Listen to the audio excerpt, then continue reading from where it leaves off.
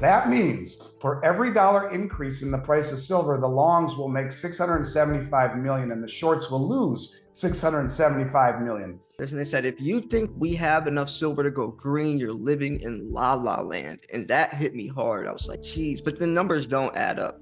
Biggest record-breaking supply deficits this year, 1.21 billion ounces, 100 million ounces in the red. Imagine by the year 2030, 2035, what the demand would be. 2 billion ounces, regardless, we don't have enough silver for it.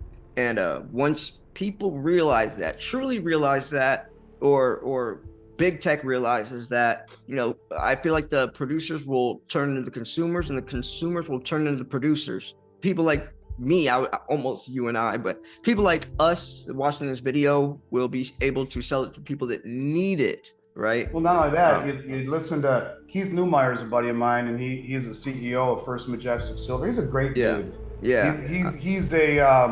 He's not a geologist like most mining executives are. He's a businessman and a hell of one. And he mentioned recently that for the first time ever in the conferences around North America that he's speaking in, he's seeing automotive manufacturers attending these conferences, and they're trying to disintermediate the process and not go through the banks, or not go through the COMEX, but go directly to the producers. And that disintermediation is exactly because of the deficit that you're seeing. But here's an interesting one for you when you talk about how the East is going to get all the metal.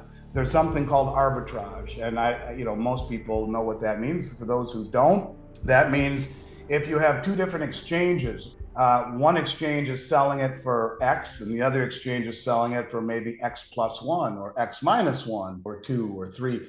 And so you buy it on one exchange and sell it on the other, or vice versa. And that little bit you make, bing, bing, bing, bing, you do it by large amounts. You can buy a gazillion shares and make 1 cent on a gazillion shares, buying it here and selling it there. It's taking advantage of a discrepancy in price on different exchanges. Well, I said a long time ago when they started talking about the Moscow metals exchange, I said, this is how they're going to do it. They're going to siphon all the metal out of the West by just listing the price, because these are the countries that own it all, the Eurasian countries. And they'll just lift the price higher by saying the COMEX price is bullshit. Here's what we say the real price is. And this is cash and carry, like the Shanghai Gold Exchange. You go there, you pay cash, you get it, you leave. They have a futures market, but it's separate from the exchange. And so you could buy it and then walk away with it, basically. Instead of, it's a futures market here on the COMEX, it dominates the price. Instead of, yes, you can stand for delivery, but the majority of the volume, many times the physical delivery is the paper. So anyways, in current, last week, the price of gold in the United States was $1,909. The price of gold in China on the Shanghai Gold Exchange was $2,020 US. $110 divergence, historic divergence, the biggest ever, 6%. And this 6% spread between the COMEX and the LBMA and Shanghai, think about this. This happens 3 weeks after you find basically OPEC joins the BRICS. UAE, Iran, and Saudi Arabia, the big oil producers. And so when you think about it, is China playing their gold card? That we talk about the fact that they want to own all the gold and they're going to back a new currency by gold. And there is no question that because they revalue it as a tier 1 asset, BIS understands the significance of gold. So how do they do it? Well, they have Shanghai say, we'll pay you $2,020, and the West says, we're only selling it for $1,909. Do you think the bullion banks will not drool on themselves, the JP Morgans and the Citibanks, and they're going to sell all the metal to arbitrage the hell out of it over to China, and they get it all.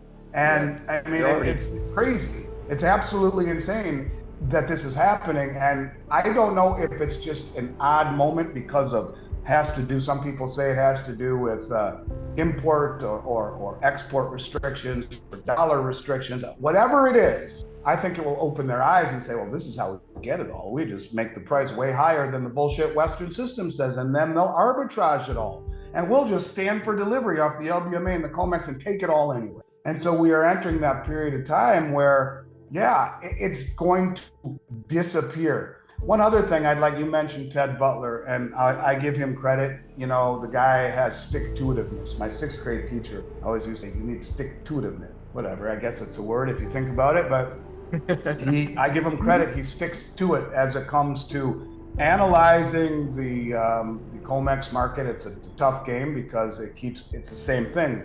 The commercial banks let the price fall, they suck in the speculators, and then, or they let the price rise rather, they suck in the speculators, they hammer it, they let the options expire worthless, they rinse, wash, and repeat, and they screw the managed money over and over and over again. Managed money goes long, commercial banks go short, they smash the price, the managed money sells, the commercial banks buy it below their short, they make money, and then it's over and over and over.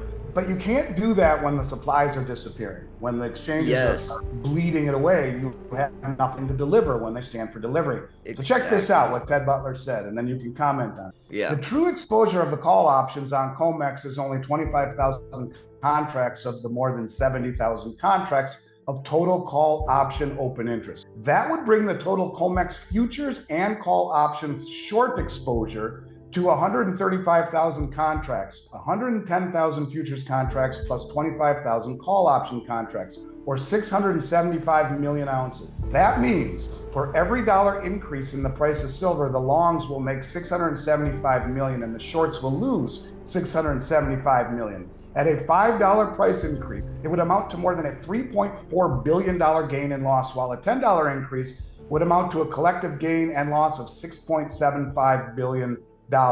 So when you talk about one of these days, something goes bang, and the commercial banks are on the other side of this where it goes up, because in the end, they will be on the right side, and it will bankrupt. It will bankrupt these managed money traders. These hedge funds will go up in a blaze of glory as they have to cover those ounces, and there's not enough metal there to cover. If there's 675 million ounces, there's only 40 million ounces in the registered category. Where do you come up with 635 million ounces of silver? I mean, I see some silver behind you right there. Maybe you could contribute towards the 635 million ounces. It would blow things up to a degree that I don't think people have any comprehension, because when you're short, your losses are unlimited. And as you're scrambling to cover, and you have to find the silver to cover, what happened? It's extraordinary. And one of these days, Ted will be vindicated. One of these days, the fact that you have this kind of a concentrated short position in silver, which is more than any commodity ever traded, it's wrong. And it's not only that it's wrong, the question is why. And the why will work itself out, because again, you can only manipulate a market over time by pushing in the direction that it is.